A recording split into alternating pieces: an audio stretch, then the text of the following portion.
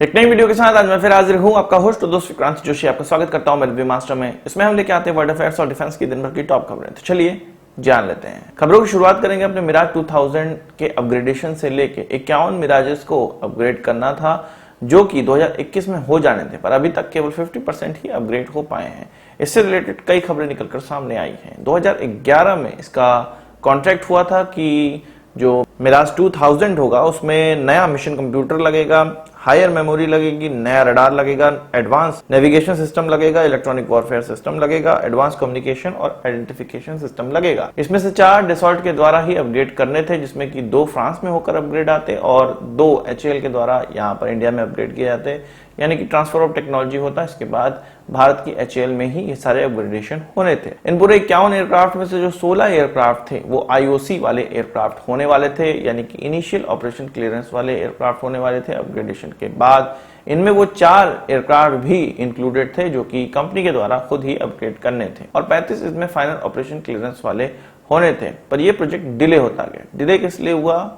Indian air force के द्वारा engine provide करना था HAL को, वो समय पर नहीं कर पाए। इसके अलावा 2019 में इसी अपग्रेडेड मिराज 2000 का एक्सीडेंट भी हुआ था, फैटल एक्सीडेंट हुआ था। उसके कारण भी इसमें जो ट्रस्ट है इंडियन एयरफोर्स का वो कम होता गया। इंडियन एयरफोर्स ने पाया कि इस अपग्रेडेशन में कुछ प्रॉब्लम तो है, इसलिए तेजी से इसको फाइनल ऑपरेशन क्लियरेंस नहीं प्राप्त हो पा रहा है। इसके बाद जो चाइनीज वायरस आ गया है, इसके कारण ये जो काम है वो डिले होता चला गया। जानकारों का माने तो अभी इसमें 2 से 3 साल और खर्च होने हैं, पर एक और ऐसा प्रोजेक्ट जो कि अपनी डेडलाइन में कंप्लीट हो जाना चाहिए था वो नहीं हो पाया। अब बात कर लेते हैं HAL की। HAL के द्वारा एक क्रायोजेनिक टैंक जो डिलीवर किया गया है वो उसके द्वारा बनाया गया सबसे बड़ा टैंक है और इंडिया में बना सबसे बड़ा टैंक आप कह सकते हैं। इसका नाम SC-120 रखा गया है। ये लिक्विड ऑक्सीजन के लिए टैंक बनाया गया है। आपको पता है कि क्रायोजेनिक इंजन में लिक्विड हाइड्रोजन और लिक्विड ऑक्सीजन का इस्तेमाल किया जाता है, उसको क्रायोजेनिक टेम्परेचर पर रख के। ये जो क्रायोजेनिक फ्यूल होता है या क्रायोजेनिक टेम्परेचर में जो फ्यूल रखा जाता है वो इन्हीं टैंकों में रखा जाता है। इससे पहले L110 स्टेज का इस्तेमाल किया जाता था, इसकी जगह अब SC-120 स्टेज का इस्तेमाल किया जाएगा। उसी के लिए ये टैंक बनाया गया है, जिससे कि GSLV की जो अपर स्टेज की जो कैपेबिलिटी है, जो पेलोड क्षमता है वो बढ़ जाने वाली है और कहा जा रहा है कि 6 टन तक की इसकी GTO की लिमिट हो जाएगी। कहा जाता है कि HAL को इन टैंक को बनाने में मास्टर हासिल हो चुकी है इसके स्किल में और अभी तक एरोस्पेस डिवीजन ने कुछ 244 प्रोपेलेंट टैंक डिलीवर कर दिए हैं और 95 वाटर टैंक इसरो को डिलीवर किए जा चुके हैं। पिछले साल ही HAL ने सबसे बड़ा hydrogen tank, liquid hydrogen tank भी डिलीवर किया था, जिसको C-32LH2 के नाम से जाना जाता है। इसके अलावा HAL इसरो के लिए कई और कॉन्ट्रैक्ट को भी अंजाम देता है, जैसे कि किसी सैटेलाइट का स्ट्रक्चर होना, पूरे रॉकेट का स्ट्रक्चर होना, इत्यादि इत्यादि। अब बात कर लेते हैं DRDO के MPDMS सिस्टम की, जो कि man portable defensive missile system कहलाता है। इसमें नाग मिसाइल या आप कह सकते हैं मैन पोर्टेबल नाग मिसाइल, ये सारी मिसाइलें आती हैं। कहा जा रहा है कि DRDO के द्वारा इसके एयर टू एयर वेरिएंट को भी डेवलप कर लिया गया है और इसको अपने हम लोग अटैक हेलीकॉप्टर के लिए डेवलप कर रहे हैं, लाइट अटैक हेलीकॉप्टर के लिए डेवलप कर रहे हैं। आपको पता है कि अभी तक हम लोग मिस्टर 2 का इस्तेमाल कर रहे हैं, ATAM का इस्तेमाल कर रहे हैं, एयर टू एयर मिस्टल का इस्तेमाल कर रहे हैं, जो कि फ्रांस के द्वारा बनाया जाता है, MBDA के द्वारा बनाया जाता है। इसको रिप्लेस करने के लिए ही इस प्रकार की मिसाइलें डेवलप की जा रही हैं।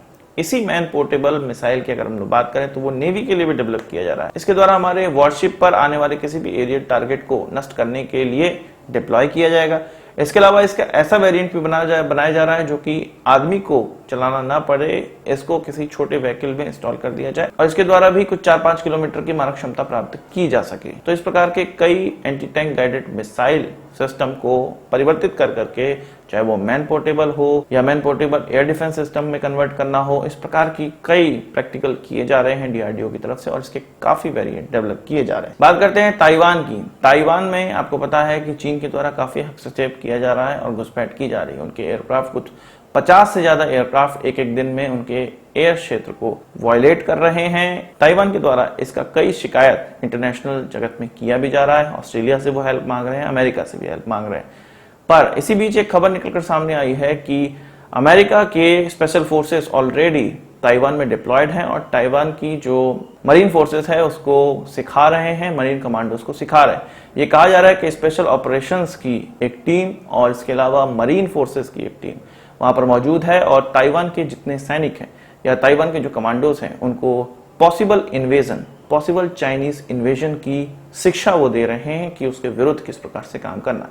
इसी प्रकार की चीज अमेरिका के पेपर में भी निकल कर आई, पर 1 महीना पहले ये ऑलरेडी ग्लोबल टाइम्स में निकल कर आ चुकी है। और ग्लोबल टाइम्स ने अमेरिका के सीनेटर को ही कोट किया था, जिन्होंने एक ट्वीट किया था, उसमें ये बताया था कि ताइवान में कुछ 30,000 उनके सैनिक हैं।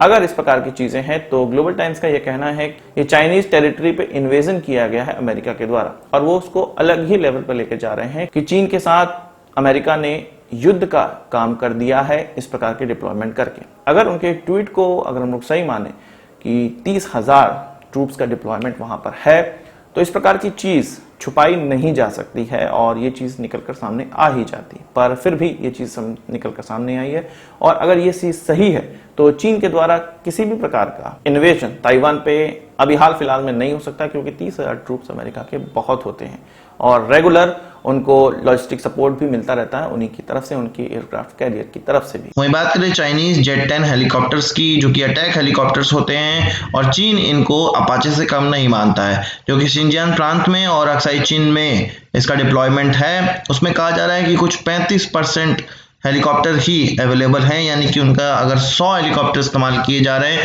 तो उसमें से केवल 35 हेलीकॉप्टर ही काम के योग्य हैं। इसमें प्रॉब्लम यह है कि सैंड फिल्ट्रेशन में प्रॉब्लम आ रही है इंजन के, जिससे कि इंजन काम नहीं कर पा रहे हैं, और इससे साफ पता चल रहा है कि चीन के हेलीकॉप्टर की क्वालिटी किस प्रकार से है।